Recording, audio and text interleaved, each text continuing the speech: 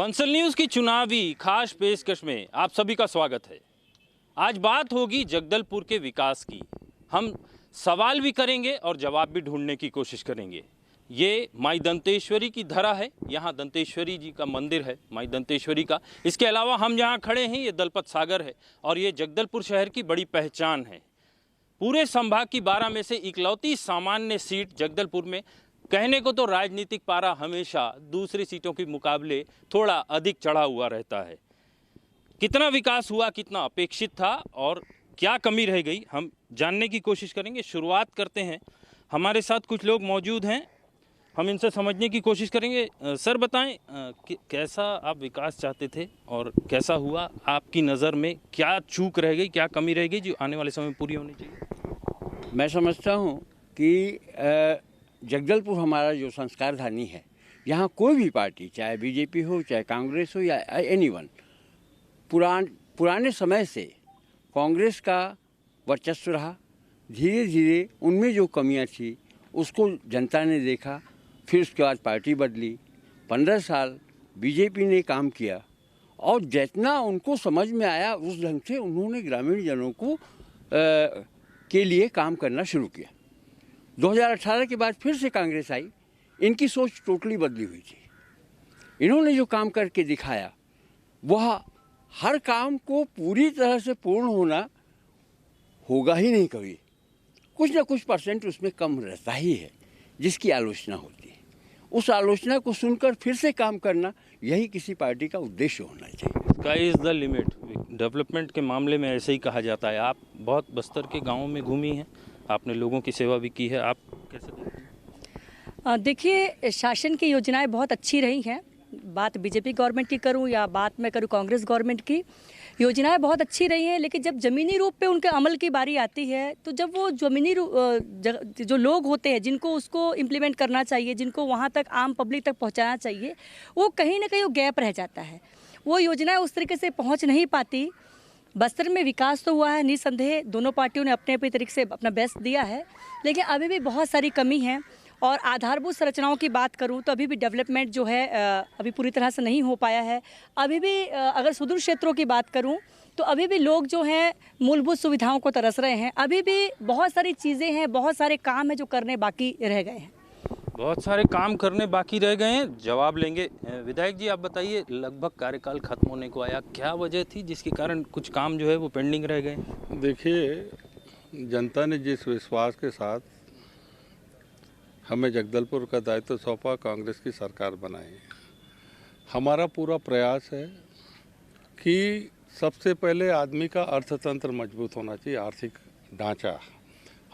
ढांचा को मजबूत करने के लिए हमारी सरकार ने इन 5 सालों में 1,60,000 करोड़ जो ज़मीन स्तर तक पहुंचा है। आज जगदलपुर हो, चाहे बस्तर हो, चाहे छत्तीसगढ़ हो, जो बाज़ार चल रहा है ना, ये भूपेश बघेल सरकार की योजनाओं का ही परिणाम है कि अंतिम स्तर के व्यक्ति तक पैसा पहुंचा। रहा सवाल अधोसंरचना की, मूलभूत की, तो हमारा पूरा प्रयास ये है कि जो ज़रूरत की चीज़ें हैं उसको हम प्रायोरिटी पे कर रहे हैं। चाहे वो पीने के पानी की व्यवस्था हो, चाहे सड़क के निर्माण की बात हो, चाहे स्कूल के निर्माण की बात हो, चाहे स्वास्थ्य की बात हो, चाहे खेल के मैदान की बात हो। फिर जैसे हम ये दलपत सागर में आज खड़े हैं, अगर आज इसका स्वरूप किसी ने बनाया तो कांग्रेस सरकार ने बनाया। तो विकास निरंतर चलने वाली प्रक्रिया है और हम लोग लगातार यही प्रयास कर रहे हैं कि 2 साल कोरोना के बावजूद जिस चीज़ को हमने करके दिया है, जनता खुद इसमें तुलनात्मक अध्ययन कर रही है कि पिछला 15 साल का कार्यकाल का विकास और इस 5 साल का विकास, जनता खुश है और जनता की जो अपेक्षाएं हैं उसको भरसक हम प्रयास कर रहे हैं पूरा करने का और लगातार कर रहे हैं। 15 साल वर्सेस 5 साल, क्या कहेंगे? आपने भी भरपूर प्रयास किए होंगे, आपकी तरफ से क्या चूक रह गई, कमी रह गई? अभी जो 5 साल का कार्यकाल जा रहा है मैं बोलता हूँ, अब इनका जाने वाला समय में इस प्रदेश से कांग्रेस की सरकार जा रही है, इसमें कहीं कोई दो मत नहीं है। और मैं समझता हूँ जगदलपुर और छत्तीसगढ़ की जनता 5 साल जो पहले जो बदलाव का एक नारा था, बदलाव के इस नारे पे लोगों ने अपना समर्थन दिया, इसने दिया, कांग्रेस को यहाँ पर गद्दी दी, राजगद्दी दी। लेकिन 5 साल के दरमियान पूरे छत्तीसगढ़ में यदि कोई चीज़ पनपा है तो वो माफिया पनपा है, चाहे भू माफिया हो, कोल माफिया हो, रेत माफिया हो, चाहे ज़मीन माफिया हो। हम यदि कहें तो लगे माफियाओं को पनपने का काम यदि किया है तो कांग्रेस के लोगों ने किया है। और वे विकास का कहीं भी कोई काम हमको तो मेरी नज़रों पर तो मुझको दिखता नहीं। मैं तो अभी भी गया था, अभी जाके आए पोड़ा गुड़ा का, कांदुल गुड़ा पाड़ा, डोगरी गुड़ा पाड़ा। वहाँ पर रोड जो 5 साल पहले मैंने छोड़ा था, जैसी स्थिति है वैसी स्थिति है। आज भी कोई वहाँ पर रोड नहीं बना है। रोड का मामला है, पीने के पानी का मामला है। यदि आप अभी बात कर रहे थे दलपत सागर की, दलपत सागर की सूद सबसे पहले किसने ली? ये जितने खड़े इनसे पूछ लीजिए, दिल में हाथ रख के।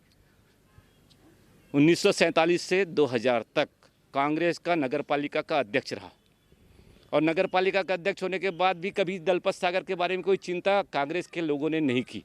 चाहे वो मोहन महाराज रहे हों, चाहे सतपाल शर्मा जी रहे हों, चाहे गिरिजा वाजपेयी जी रहे हों, चाहे निशा शुक्ला जी रहे हों, किसी ने कोई चिंता नहीं की। जब मैंने नगर पालिका का अध्यक्ष का दायित्व ग्रहण किया और उसके बाद इस दलपत सागर में जो संभावनाएं मुझको दिखी कि इसका ऐतिहासिक रूप से काम हो सकता है, यहाँ पर सौंदर्यीकरण का काम हो सकता है। जिस आइलैंड में खड़े हैं, मैंने यहाँ पर ये नहीं कह सकता कि टाइल से मैंने लगाया था, लेकिन इस मिट्टी का टाइल यदि आइलैंड बनाने का काम किसी ने किया तो मैंने किया था। और भारतीय जनता पार्टी के लगातार हमारे डॉक्टर रमन सिंह के कार्यकाल में विकास के काम हुए, रोड के काम। बड़ा आरोप है विधायक जी, विकास तो हुआ नहीं, माफिया को पालने पोसने का काम किया है। अब मैं, जनता खड़ी है, जनता के सामने ही कहना चाहता हूँ।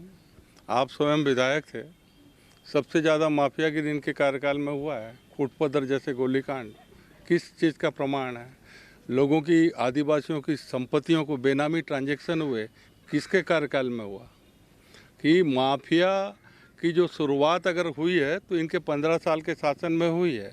आज हमारे शासन में ऐसा कोई आरोप प्रत्यारोप नहीं है। भ्रष्टाचार अगर है और माफिया पल रहा है तो सर्वाधिक उसका असर जो है व्यापारियों पर पड़ता है। व्यापारी वर्ग से जानने की कोशिश करें। दिनेश भैया बताएं, आपको ऐसा महसूस होता है?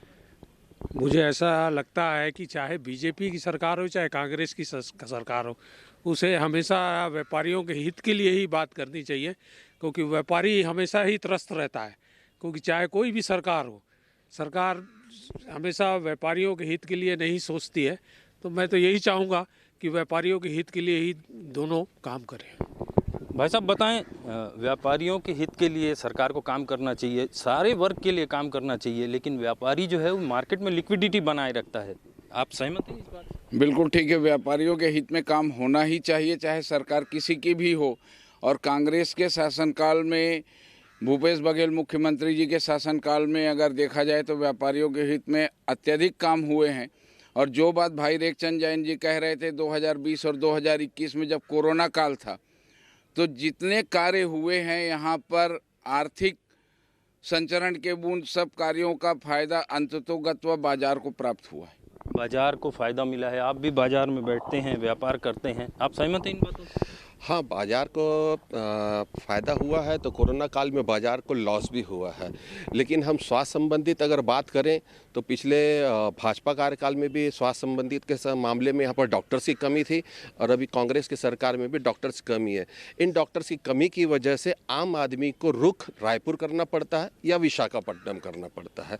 इसके साथ ही जगदलपुर रायपुर की जीवनदायिनी जो रेखा है केशकाल घाट, आज भी वो हर दूसरे चौथे पाँचवें दिन रास्ता बंद रहता है, जिसकी वजह से जो आम आदमी स्वास्थ्य संबंधी रायपुर जाना चाहता हो या किसी काम से जाना चाहता हो तो कहीं ना कहीं वो 2 से 4 घंटा लेट हो जाता है। लाइफलाइन है भाई साहब, इसके बावजूद भी जो है आप सारी चीज़ों से आप अवगत हैं, आपको बताने की ज़रूरत नहीं है। फिर भी सौगात जो है केंद्र सरकार से मिली, उड़ान योजना की मिली है, बिल्कुल मिली है। उड़ान योजना केंद्र सरकार, राज्य सरकार के अनुरोध पे की है।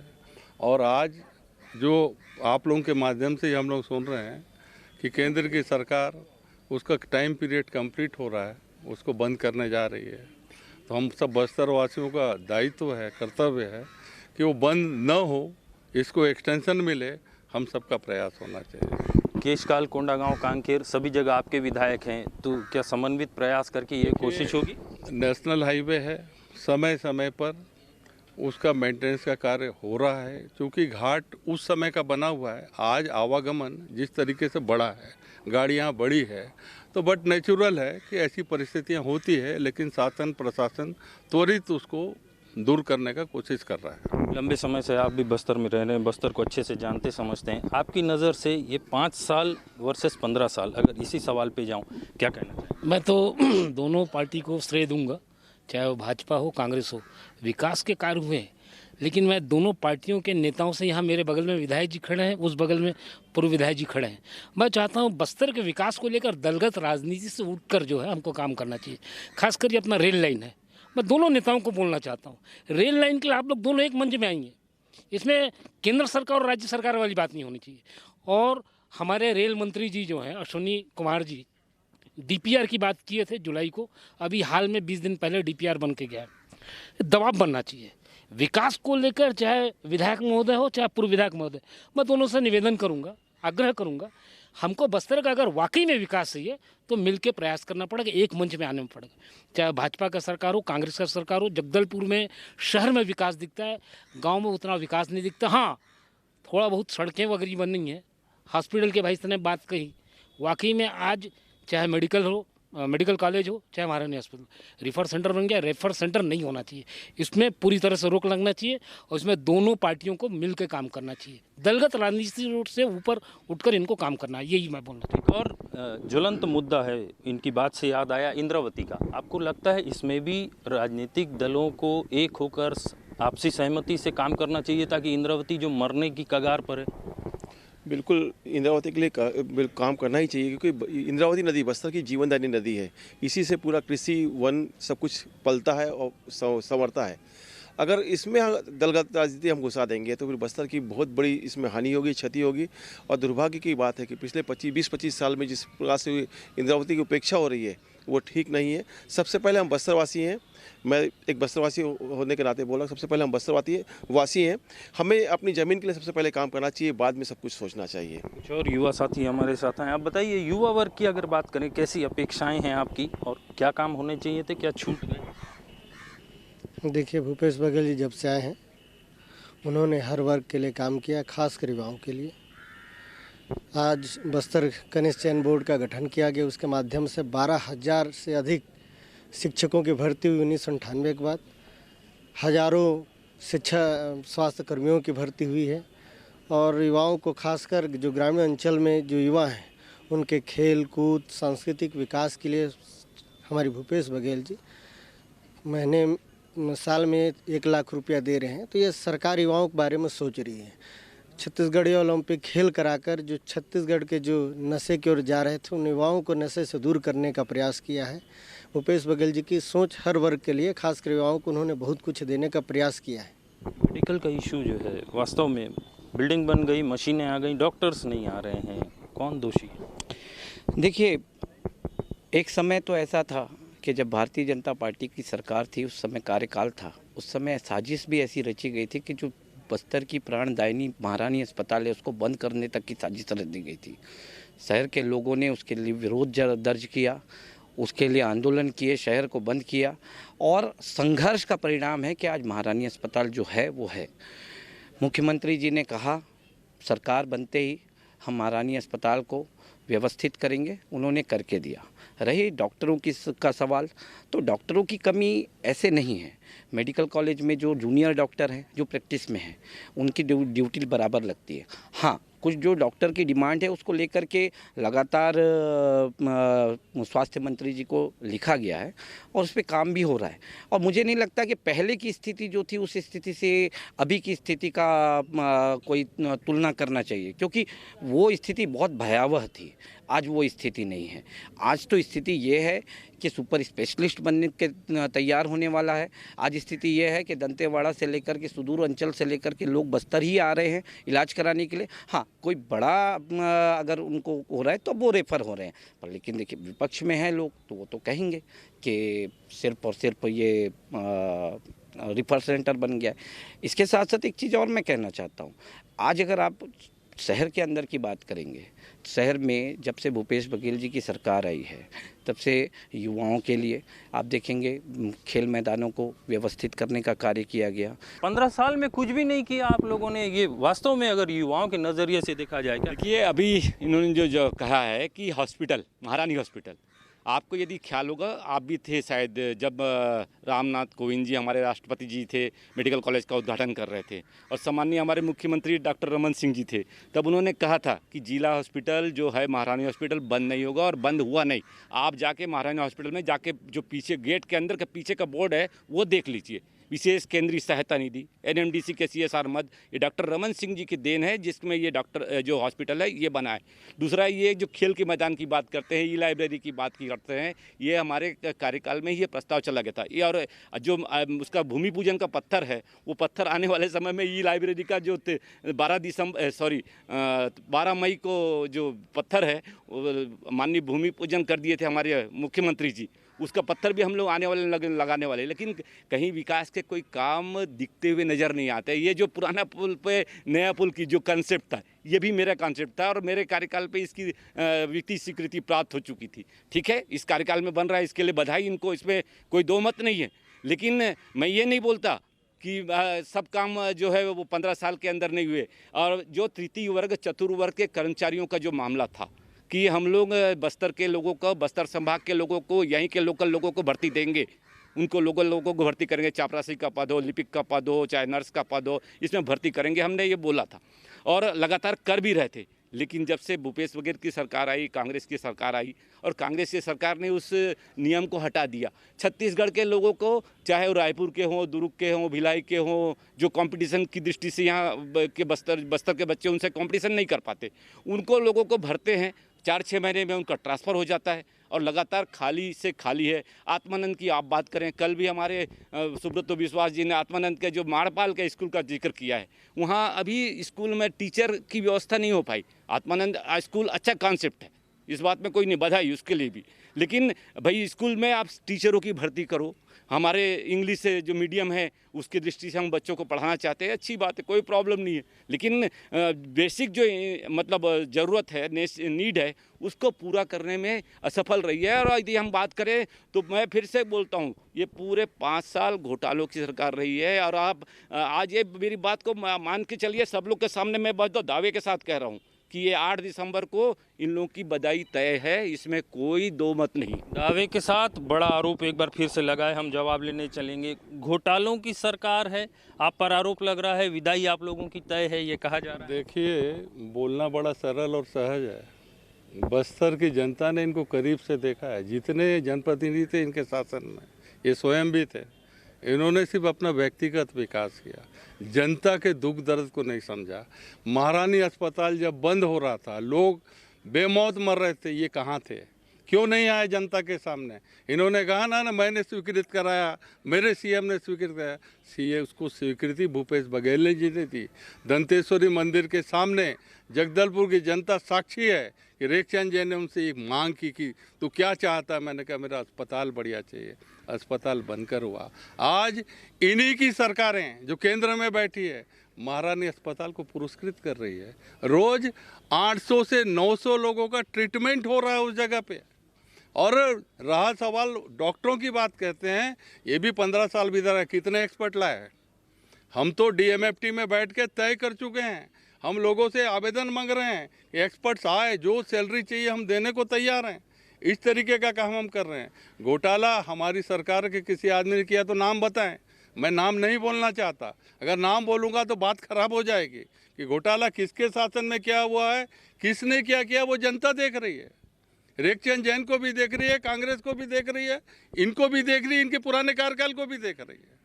काम स्वास्थ्य की नज़रिए से अगर हुआ है तब तो केंद्र सरकार से पुरस्कार मिल रहे हैं। आप क्या कहना चाहेंगे? आप सहमत हैं इस बात? ये बिल्कुल मैं सहमत हूँ इस बात से। स्वास्थ्य में बहुत सारे काम हुए हैं। अभी जाके देखिए महारानी हॉस्पिटल को, कम से कम वहाँ पे हजार के लगभग OPD है आज के समय में, और वहाँ पे स्वास्थ्य लाभ मिल रहा है, मुफ्त में दवाइयाँ मिल रही हैं।